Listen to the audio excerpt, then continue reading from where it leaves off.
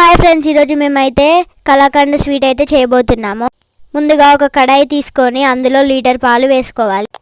నిమ్మరసంలో 2 చెంచాల నీళ్ళు వేసి పక్కకు పెట్టుకోవాలి.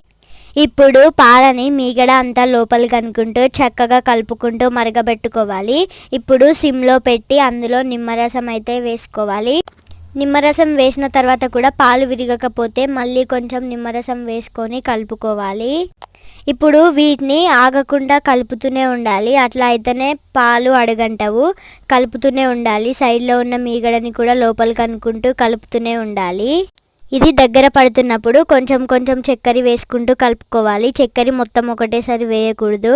ఇప్పుడు ఒక ట్రేకి నెయ్యి రాసి పక్కకు పెట్టుకోవాలి. ఇప్పుడు దగ్గర పడిపోయింది, చూసారు కదా. ఇందులో నెయ్యి, యాలకుల పొడి వేసుకొని బాగా కలుపుకోవాలి. ట్రేలో వేసుకొని 1/2 అవర్ పక్కన పెట్టుకుంటే స్వీట్ అయితే రెడీ అయిపోతుంది. ఈ స్వీట్ అయితే చాలా బాగుంది. Boy friends.